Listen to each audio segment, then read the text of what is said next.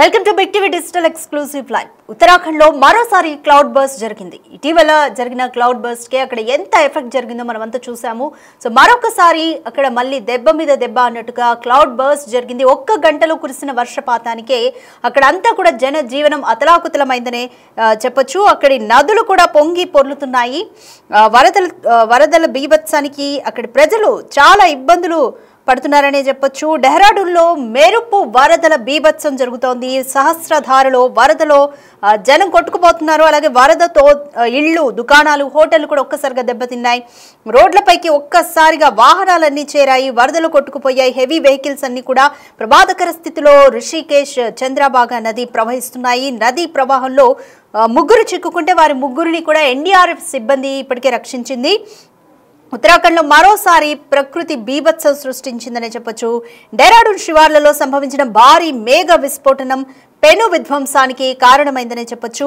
సహస్రధార ప్రాంతంలో కుండపోతగా వర్షం కురిసింది. దీంతో ఆకస్మికంగా వరదలు పోటెత్తాయి. వరద ఉధృతికి ఇళ్లు, దుకాణాలు, కార్లు అన్ని కొట్టుకుపోయాయి. ఘటన జరిగినప్పటి నుంచి 2 వ్యక్తులు గల్లంతైనట్లుగా అధికారులు తెలిపారు. సమాచారం అందుకున్న వెంటనే రాష్ట్ర జాతీయ విపత్తు స్పందన దళాలు ఎస్డీఆర్ఎఫ్, ఎన్డీఆర్ఎఫ్ రంగంలోకి దిగి రెస్క్యూ ఆపరేషన్స్ అయితే చేపడుతున్నాయి. సోమవారం రాత్రి నుంచి కూడా ఎడతెరిపి లేకుండా వర్షాలు కురుస్తున్నాయి. డెహ్రాడూన్లోని పలు ప్రాంతాలన్నీ కూడా అతలాకుతలమయ్యాయి. ప్రఖ్యాత పుణ్యక్షేత్రమైన టపకేశ్వర్ మహాదేవ్ ఆలయం కూడా జలమయమైంది.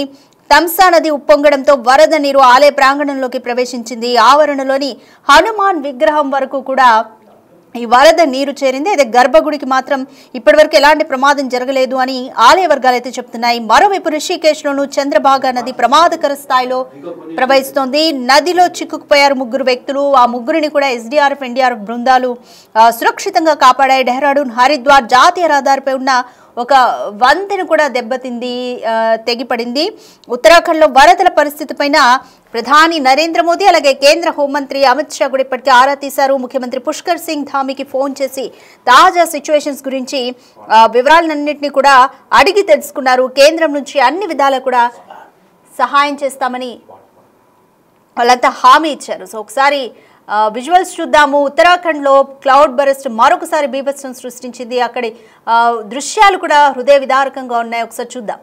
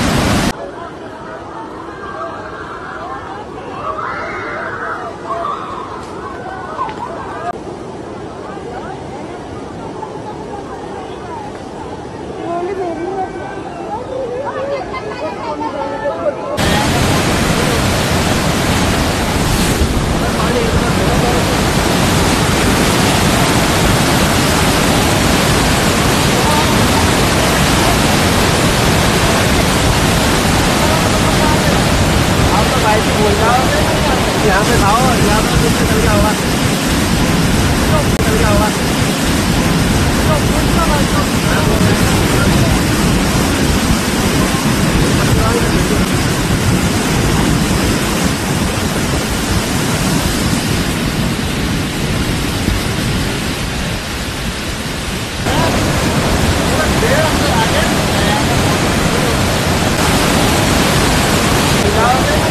यहाँ पे खाओ, यहाँ पे चल गया होगा।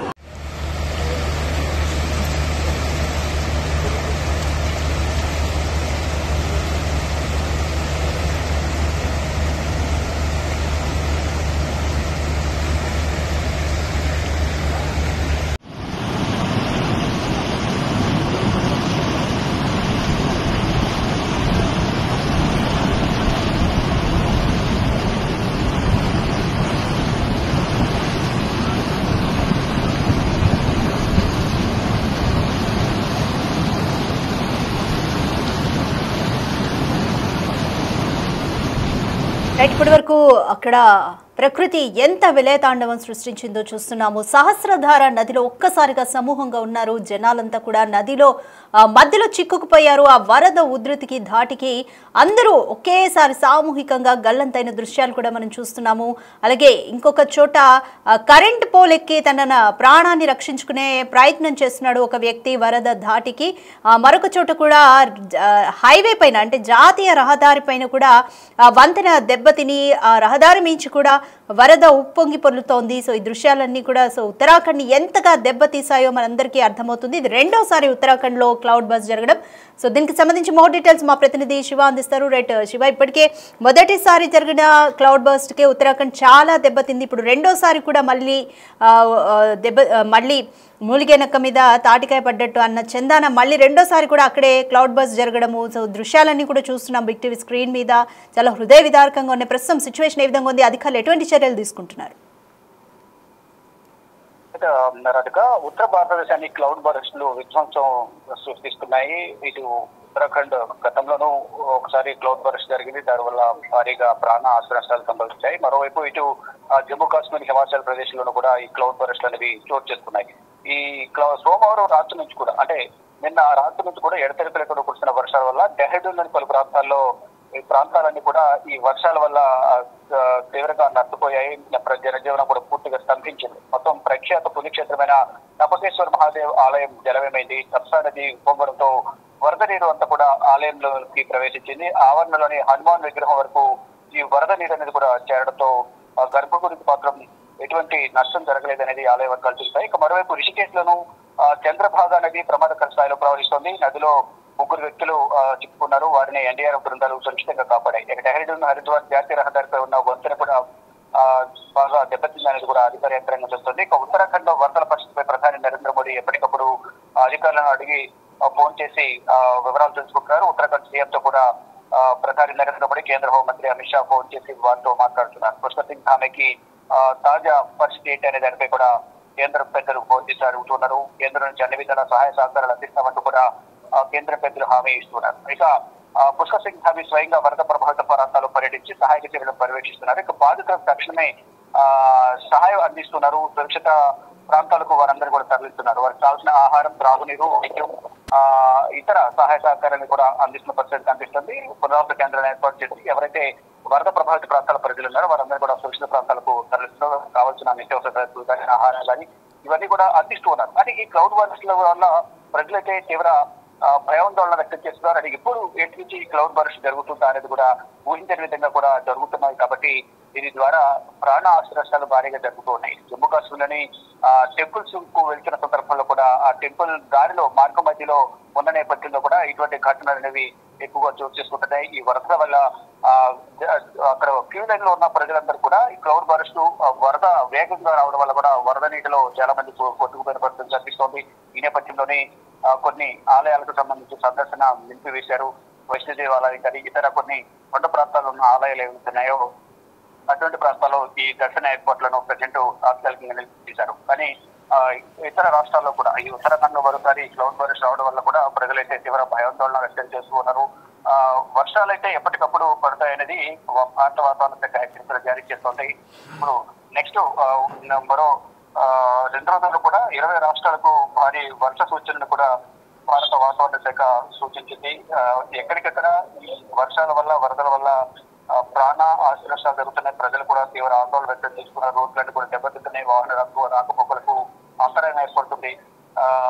ఇప్పుడు మళ్ళా 20 రాష్ట్రాలకు ఏదైతే మొత్తం కేంద్ర పాలిత ప్రాంతాలు కానీ ఈ ఇతర రాష్ట్రాలు కానీ మొత్తం 17వ తేదీన అంటే రేపు 20 రాష్ట్రాల్లో బాగా వర్షాలు పడే అవకాశం ఉందని కూడా భారత వాతావరణ శాఖ చెప్తుంది. దాంట్లో వెస్ట్ బెంగాల్, సిక్కిం, అండమాన్ నికోబార్ దీవులు, అలాగే అరుణాచల్ ప్రదేశ్, అస్సాం, మేఘాలయ, బీహార్, ఉత్తరప్రదేశ్, జార్ఖండ్, కర్ణాటక, గోవా, మహారాష్ట్ర, నాగాలాండ్, మణిపూర్, మిజోరాం, త్రిపుర, ఆంధ్రప్రదేశ్, తమిళనాడు, పుదుచ్చేరి, అలాగే తెలంగాణ 2 తెలుగు రాష్ట్రాల్లో కూడా రేపు భారీ వర్షాలు కురిసే అవకాశం ఉందని చెప్తున్నారు. ఎక్కడికక్కడ వర్షాలు రావడం, భారీ వర్షాలు, వరదల వల్ల కొండ చర్యలు విరిగిపడటం, రోడ్లన్నీ కూడా డ్యామేజ్ కావడం, అటుకు వెళ్తున్న వాహనాల మీద కొండ చర్యలు విరిగిపడడం వల్ల అక్కడ ప్రాణ నష్టాలు సంభవిస్తున్నాయి. ఈ క్లౌడ్ బర్స్ట్ వల్ల ఊహించిన విధంగా ఈ క్లౌడ్ బర్స్ట్ జరుగుతున్న నేపథ్యంలో ప్రజలందరూ కూడా ఆందోళన వ్యక్తం చేస్తున్నారు. ప్రభుత్వం ఎప్పటికప్పుడు సహాయక చర్యలు చేపడుతున్నారు.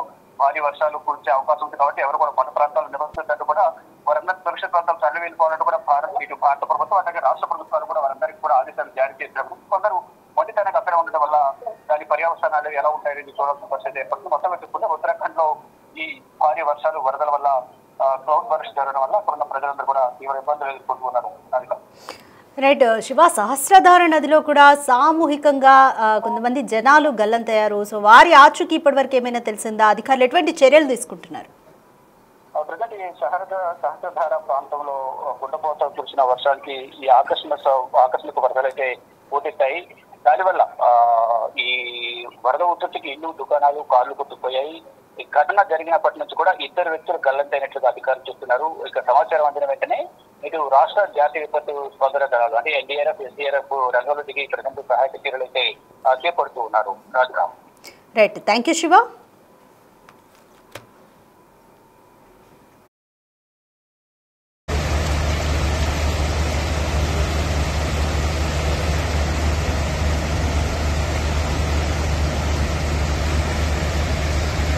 క్లౌడ్ బర్స్ట్ జరిగింది. సో ఈ క్లౌడ్ బర్స్ట్ కూడా మరొకసారి ప్రకృతి విలయాన్ని సృష్టించిందనే చెప్పొచ్చు. అక్కడ ప్రజలు ఇంకా తీవ్రమైన ఇబ్బందులు ఎదుర్కొంటున్నారు. సహస్రధార నది తీవ్రంగా ఉప్పొంగి ప్రవహిస్తోంది. అనేక వాహనాలు కూడా ఈ వరదల్లో కొట్టుకొని పోయాయి. ఇళ్ళు, కాలనీలు, హోటళ్ళు అంతా కూడా వరదతో నిండిపోయాయని చెప్పొచ్చు. ఒక చోట హైవే పైన కూడా రోడ్ అంతా దెబ్బతింది, వంతెన కూడా దెబ్బతింది. రాకపోకలకి తీవ్రంగా అంతరాయం కలుగుతోంది.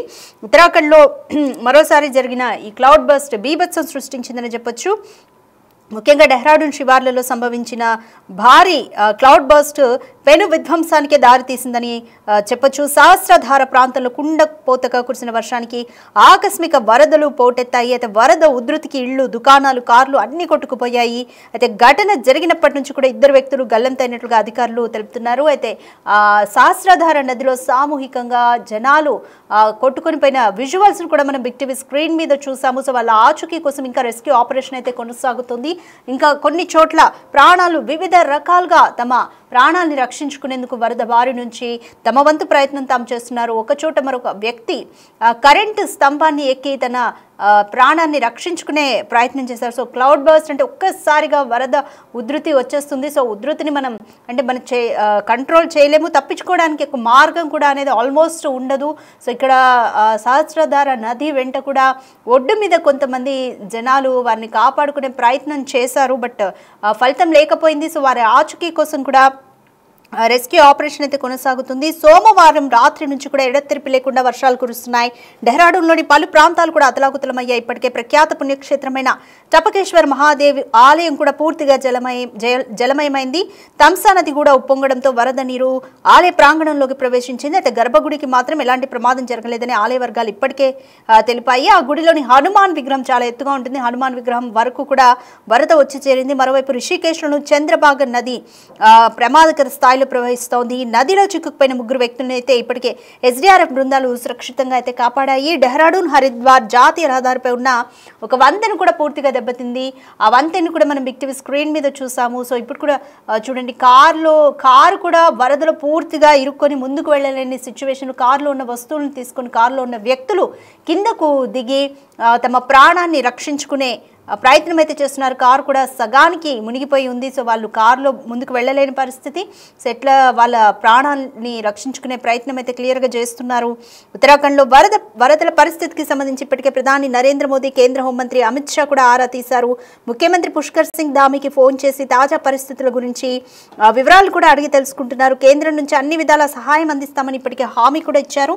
ముఖ్యమంత్రి ధామీ స్వయంగా వరద ప్రభావిత ప్రాంతాల్లో పర్యటించి సహాయక చర్యలను కూడా ఆయన పర్యవేక్షిస్తున్నారు. బాధితులకు తక్షణమే సురక్షిత ఆవాసం, ఆహారం, తాగునీరు, వైద్య సదుపాయాలు కూడా అందించాలని అధికారులను ముఖ్యమంత్రి ఆదేశించారు. మరోవైపు కేంద్రం కూడా ఆపన్న హస్తం అందిస్తామని చెప్పి హామీ ఇచ్చింది. సో అక్కడ ప్రజల జీవన విధానం మాత్రం మొత్తంగా అతలాకుతలమైందనే చెప్పొచ్చు. రెండోసారి క్లౌడ్ బర్స్ట్ అంటే మొన్న జరిగిన మొదటి క్లౌడ్ బర్స్ట్కే అతలాకుతలం అయిపోయింది. జనజీవనం స్తంభించిపోయింది. సో ఇప్పుడిప్పుడే కొంత బయటపడే ప్రయత్నం చేస్తున్నారు ఉత్తరాఖండ్ ప్రజలు. మరోసారి క్లౌడ్ బర్స్ట్ జరగడంతో డెహ్రాడూన్ ప్రాంతం అంతా కూడా పూర్తిగా జలమయమైంది. అలాగే చంద్రబాగ్ నది ఉప్పొంగి ప్రవహిస్తోంది. సహస్రధార నదిలో కూడా సామూహికంగా జనాలు గల్లంతైన సిచ్యువేషన్స్. ఇంకా వివరాలు తెలియాలి, ఎక్కడెక్కడ ఏం జరిగింది అనేది.